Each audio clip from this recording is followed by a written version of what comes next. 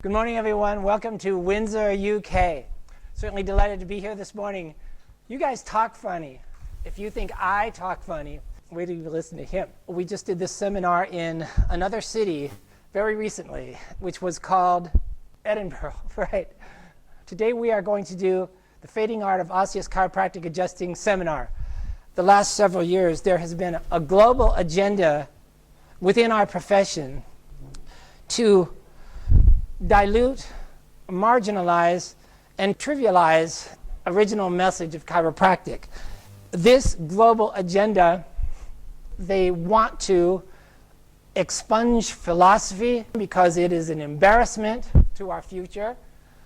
They want to delete the whole concept of subluxation, not only from our curriculum, but from all our literature. They encourage people not to x-ray, even though so much of our education and passing state boards is involved with radiology. In the United States, did you know that a chiropractor in his curriculum has 6 times the number of hours of radiology that a medical doctor has? Did you know that? So suddenly this global agenda wants to make these radical changes within our profession. I've had a lot of injuries and I have a really bad spine and I really need to get adjusted. And as long as I can find somebody to do that, I have no pain, no limitation of movement, nothing. It's getting more and more difficult to find a chiropractor who can actually deliver that. In the last 5 years or so, I have lectured at the majority of chiropractic schools in the world. It's bad enough that the schools have this infiltration of this medical model, this absence of philosophy, and they want to get rid of the concept of subluxation. That's bad enough, but what I was really not prepared for was a programmed antipathy toward learning how to adjust. Not only is there no such thing as a subluxation, not only is there no value of the adjustment, but we don't even want you to think about trying to learn to adjust because you're going to injure people. In 1895, as you remember, something happened in the chiropractic profession, something significant, which was the adjustment of Harvey Lillard. Yes, the first adjustment, right? Well, that same year, something significant in the field of radiology happened in Germany with Dr. Wilhelm Roentgen, who discovered X-ray. And so as we watch the development, the evolution of these two professions, they have a parallel evolution, radiology and chiropractic. B.J. Palmer was one of the most significant contributors to this profession of radiology, the science of radiology, because his clinic was taking millions, literally millions of radiographs, developing this new technology. Did you know that the B.J. Palmer actually designed and invented several X-ray positions that are still used by radiologists today all over the world, one of which is the A to P open mouth. So the professional DNA of both these two professions, chiropractic and radiology, is irrevocably intertwined. And now suddenly we have this group of lower primates in positions of leadership within our profession coming along and saying, we're getting rid of that entire century of tradition. When a patient comes in every day for his visit to see you, what you are mainly looking for, the primary. What subluxation am I going to adjust today? We're not going to adjust every segment in the spine. We are going to look for the primary. How are we going to arrive at that? Well, at the beginning, we take all the tools that we can. And one of the most important of those tools is the initial X-ray that you have of people. We don't X-ray people to find out if there are fractures or tumors. Chiropractors, you'll rarely find that. Maybe once in your whole profession you'll find something like that. We want to know major things like, is there a gigantic towering of the entire spine? Is one ilium 2 inches higher than the other? Is there a significant cervical kyphosis?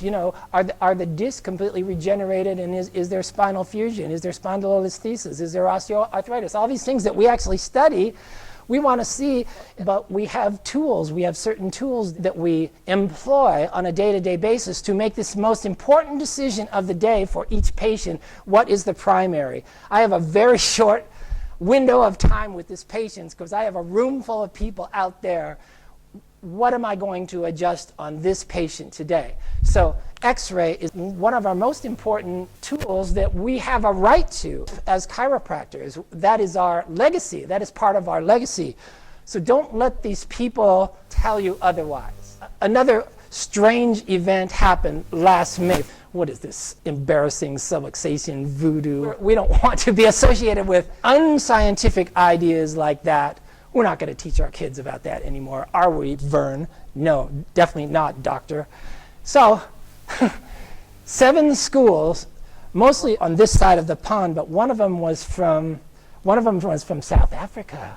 Yes, and they all got together, smoked a bunch of weed, and they signed this statement, this formal statement, saying that what? What did they say? Subluxation. 666. I found this most disconcerting because how many of you guys know who Ross McDonald is?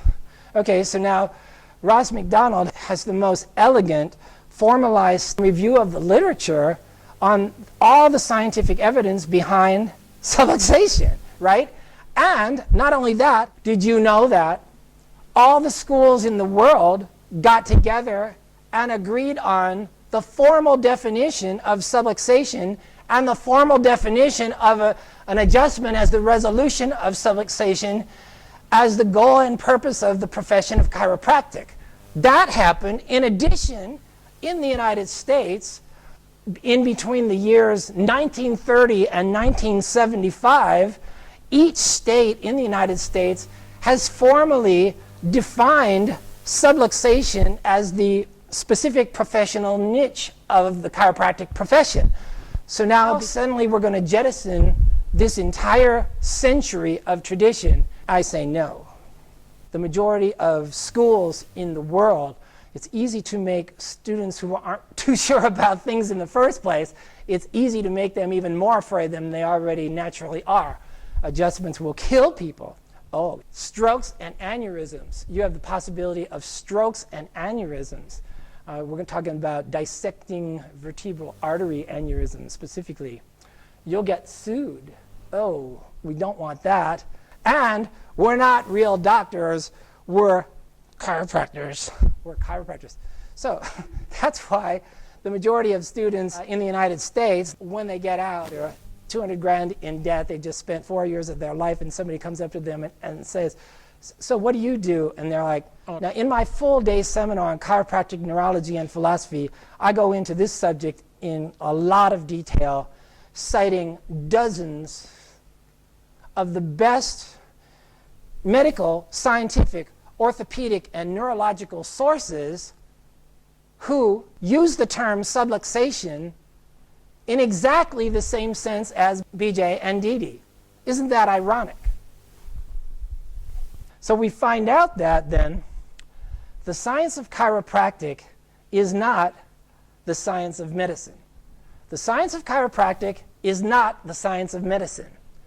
But you see, the schools, they think it is. Because the school, what is the purpose of most schools? How do most schools see their objective, their reason for being? They think that kids come to their school, pay them all this money in order so that the school will teach them the medical science necessary to pass the state and federal boards. That's as far as most schools feel is their responsibility. That's the way they think. And so as a consequence, their entire curriculum is involved with medical science, memorizing medical science.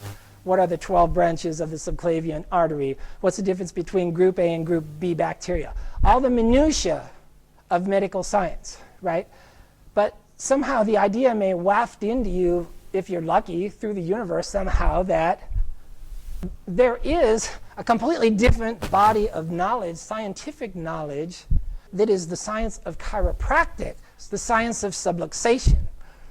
The only people who have a problem with this word subluxation, which is a locked vertebra with a neurological deficit, those two components, only people who have a problem with that definition are chiropractors.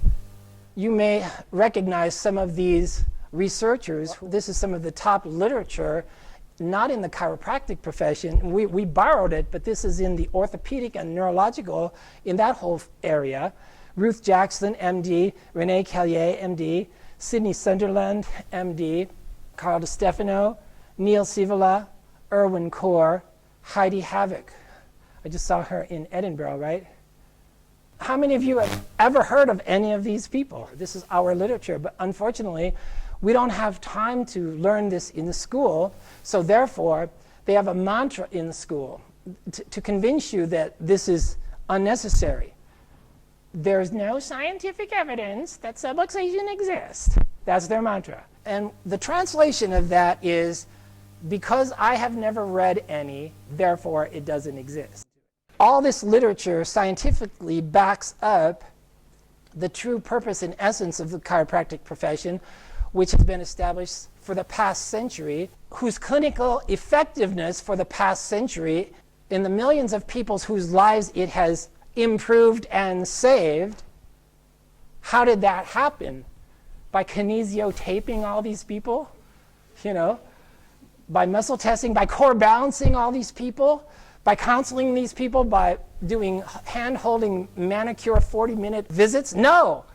By the detection and the correction of the vertebral subluxation, a real, verifiable scientific entity. Assess, detect, and correction of the vertebral subluxation.